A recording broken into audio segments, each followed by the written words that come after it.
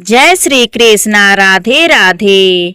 आज गणेश चतुर्थी के शुभ अवसर पर सुनिए विघ्नहर्ता भगवान श्री गणेश और चौथ माता की कथाएं। चतुर्थी तिथि के दिन विघ्नहर्ता भगवान गणेश जी की पूजा करने के साथ साथ चौथ माता की पूजा करके कथा भी कही और सुनी जाती है।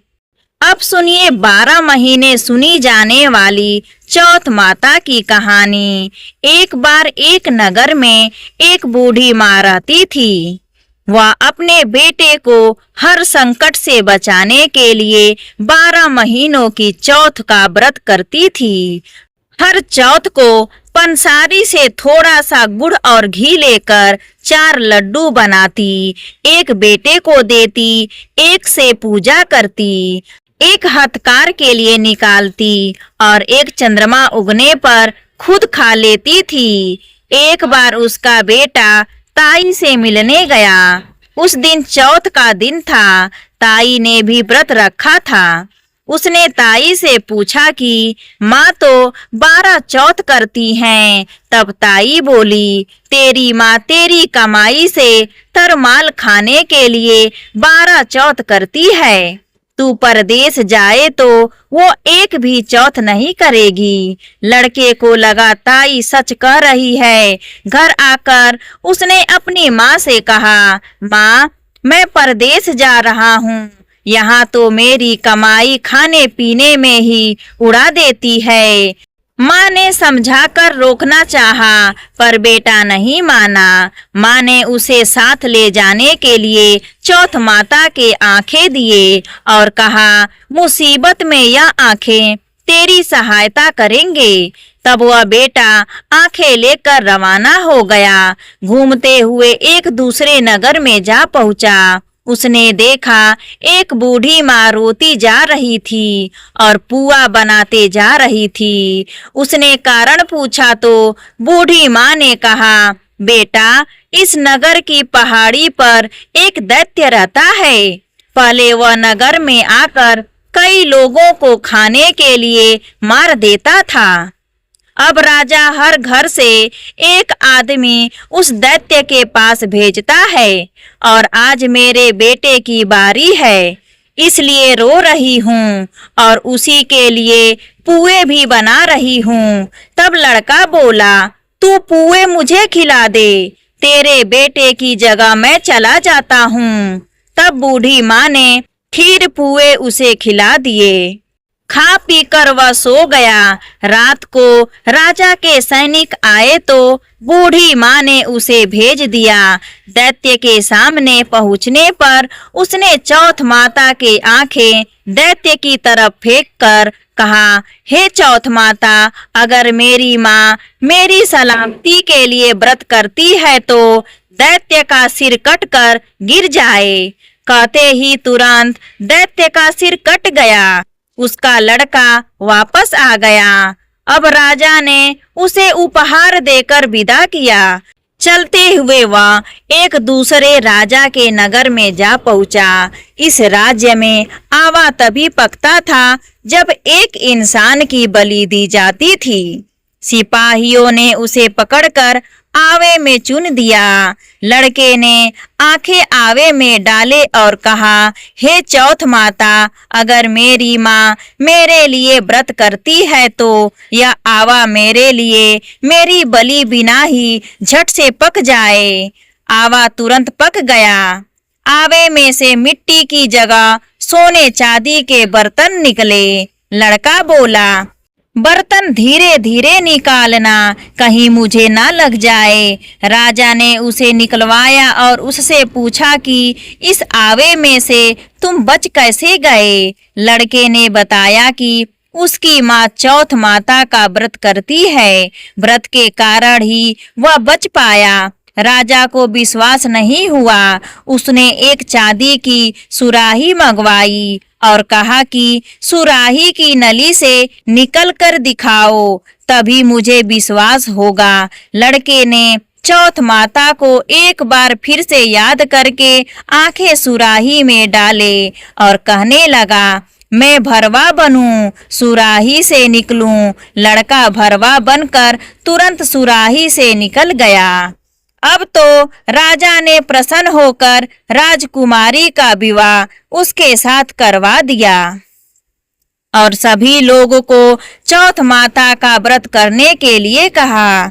उधर अब लड़के को अपनी माँ की याद आई। उसने राजा के पास जाकर खुद के नगर जाने की इच्छा जाहिर की। राजा ने रथ, घोड़े, हाथी और खूब सारा दान दहेज देकर उन्हें विदा कर दिया।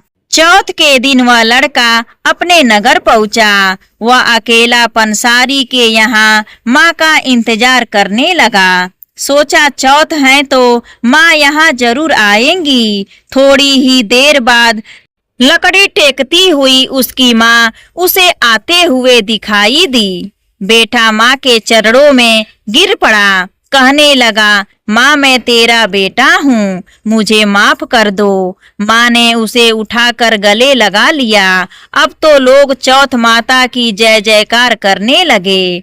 उस नगर के अब सभी लोग चौथ माता का व्रत करने लगे।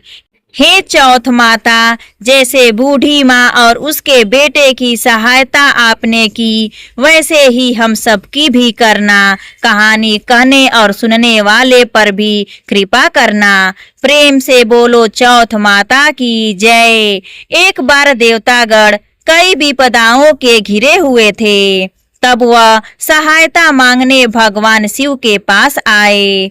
उस समय भगवान शिव के साथ गणेश जी और कार्तिकेय जी भी बैठे हुए थे। देवताओं की बात सुनकर भगवान शिव ने गणेश जी और कार्तिकेय जी से पूछा कि तुम में से कौन देवताओं के कष्टों का निवारण कर सकता है। तब कार्तिकेय जी और गणेश जी दोनों ने ही स्वयं को इस कार्य के लिए सक्षम बताया। इस पर भगवान शिव ने दोनों की परीक्षा लेते हुए कहा कि तुम दोनों में से जो सबसे पहले पृथ्वी की परिक्रमा करके वापस आ जाएगा, वही देवताओं की मदद करने जाएगा। भगवान शिव के मुख से यह वचन सुनते ही कार्तिकेय जी अपने वाहन मोर पर बैठकर पृथ्वी की परिक्रमा करने के लिए निकल पड़े। परंतु गणेश जी सोच में पड़ गए कि मूषक के ऊपर चढ़कर सारी पृथ्वी की अगर वे परिक्रमा करेंगे तो इस कार्य में तो उन्हें बहुत समय लग जाएगा। तभी उन्हें एक उपाय सूझा। इसी कारण वे बुद्धि के देवता समझे जाते हैं। गणेश जी अपने स्थान से उठे और अपने माता पिता की 7 बार परिक्रमा करके वापस अपने स्थान पर आकर बैठ गए। परिक्रमा करके लौटने पर इधर कार्तिकेय जी स्वयं को विजेता बताने लगे, क्योंकि उन्होंने भगवान गणेश जी को पहले ही तरह यथावत अपने स्थान पर ही बैठे हुए देखा। तभी भगवान शिव ने गणेश जी से पृथ्वी की परिक्रमा न करने का कारण पूछा। गणेश जी ने कहा, प्रभु, माता पिता के चरणों में ही तो समस्त लोक होते हैं। यही जानकर मैंने आप दोनों की परिक्रमा कर ली। यह सुनकर भगवान शिव ने गणेश जी को देवताओं के समस्त संकट दूर करने की आज्ञा दी। इस प्रकार भगवान शिव ने गणेश जी को आशीर्वाद दिया कि चतुर्थी तिथि के दिन जो भी भक्त तुम्हारा पूजन करेगा और रात्रि में चंद्रमा को अर्घ देगा, उसके तीनों ताप यानी दैहिक, वैदिक और भौतिक ताप दूर हो जाएंगे।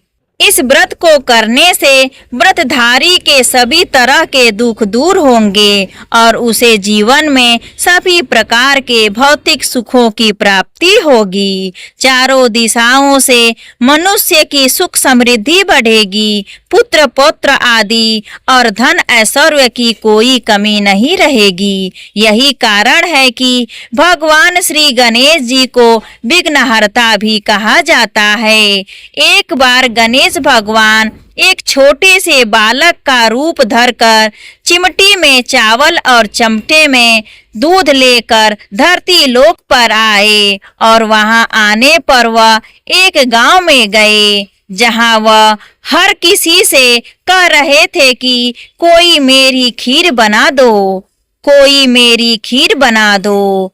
एक बूढ़ी माई बैठी हुई थी। उन्होंने कहा, ला मैं बना दूं। अब वह छोटा सा बर्तन चूल्हे पर चढ़ाने लगी। तब गणेश जी ने कहा, दादी माँ, छोटी सी भगोनी मत चढ़ाओ। आपके घर में तो जो सबसे बड़ा वाला बर्तन हो ना, वही चढ़ा दो। बूढ़ी माई ने बालक का मन रखने के लिए वही किया।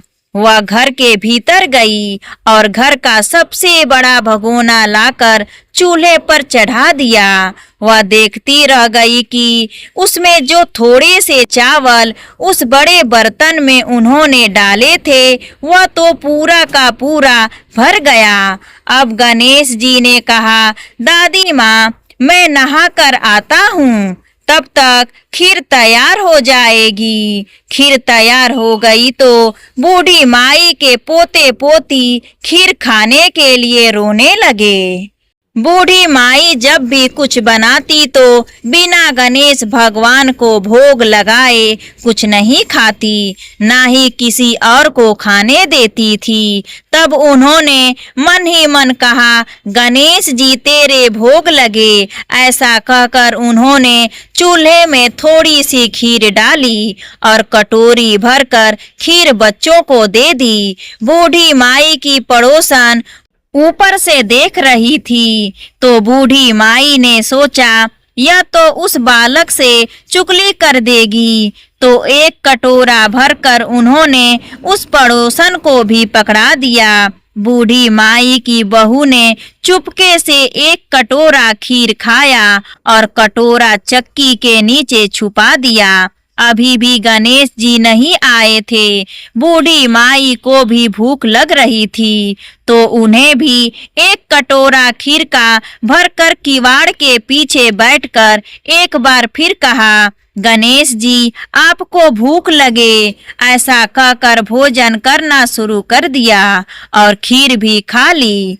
तब तक गणेश जी आ गए तो बूढ़ी माई ने कहा, अरे गणेश, खीर खा ले, मैं तो तेरी ही राह देख रही थी। गणेश जी ने कहा, दादी माँ, मैंने तो पहले ही खीर खा ली। बूढ़ी माई ने कहा, खीर खा ली? अरे कब खाई? तू तो यहाँ था ही नहीं। गणेश जी ने कहा, जब तुम्हारे पोते पोती ने खीर खाई तभी खाई थी, जब तुम्हारी पड़ोसन ने खाई तभी खाई, और जब तुम्हारी बहू ने खाई तभी भी मैंने खाई। अब तुमने खाई तो मेरा तो पूरा पेट ही भर गया। बूढ़ी माई ने कहा, बेटा, और सारी बात तो सच है, पर बहू बेचारी का नाम मत लो। वह तो सुबह से काम में लगी हुई है, फिर भला उसने खीर कब खाई? तब गणेश जी ने कहे, अरे दादी, चक्की के नीचे देखो तो झूठा कटोरा पड़ा है, और तुमने तो मुझे भोग लगाया, लेकिन तुम्हारी बहू ने तो वैसे ही खा गई। बूढ़ी माई ने कहा, अच्छा बेटा, घर की बात है, घर में ही रहने दो। अब बताओ तो जरा, यह बची हुई खीर मैं क्या करूं? तो गणेश जी ने कहा, नगरी जमा दो पूरी। तो बूढ़ी दादी ने पूरी नगरी जमा दी, फिर भी खीर का बर्तन पूरा भरा ही था। जब यह बात राजा को पता चला तो बूढ़ी दादी को बुलाया और पूछा, क्यों रे बुढ़िया, ऐसा बर्तन तेरे घर पर अच्छा लगा या हमारे घर पर सोए? तो बूढ़ी दादी ने कहा, राजा जी, आप ले लो। राजा ने खीर का बर्तन महल में मंगवा लिया और लाते ही जब उसमें से खीर मांगी तो खीर की जगह पर कीड़े मकोड़े, बिच्छू निकले और उसमें से दुर्गंध आने लगी। यह देखकर राजा ने बुढ़िया से कहा, अरे बूढ़ी दादी, अपना यह बर्तन वापस ले जाओ, हमने तुम्हारा बर्तन तुम्हें वापस कर दिया। तब बूढ़ी माई ने कहा, महाराज, अगर आप देते तो पहले ही कभी देते। यह बर्तन तो मुझे मेरे गणेश जी ने दिया है। ऐसा कहकर बूढ़ी माई ने वह बर्तन वापस ले लिया और उनके हाथों में लेते ही उस बर्तन की दुर्गंध दूर हो गई, सुगंधित आने लगी। और घर आकर बूढ़ी दादी ने गणेश जी से कहा, अब बताओ बची हुई खीर का क्या करें। तब गणेश जी ने कहा, करना क्या है बूढ़ी दादी, झोपड़ी के कोने में गड्ढा खोद कर डाल दो। उसी जगह सुबह उठकर वापस खोदोगी तो धन के 2 मटके मिलेंगे। ऐसा कहने के बाद गणेश भगवान वही अंतर्धार्य हो गए। जाते समय झोपड़ी के लात मारते हुए गए तो झोपड़ी के जगह पर महल हो गया। सुबह बहू ने फावड़ा लेकर पूरे घर को खोद दिया, जो कुछ भी नहीं मिला। तब बहू ने कहा, सासू जी, थारो गणेश तो झूठे हैं।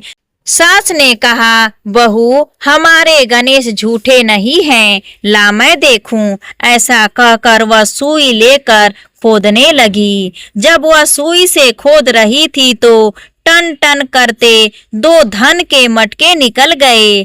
अब की बार बहू रानी ने बोली, सासू जी, गणेश जी तो साचो ही हैं। सास ने कहा, अरे बहू रानी, गणेश जी तो भावनाओं के भूखे हैं। हे गणेश जी भगवान, जैसा आपने बूढ़ी दादी को दिया वैसा सबको देना। विनायक जी की कहानी कहने वाले, हुकार भरने वाले और आसपास के सुनने वाले सबको देना।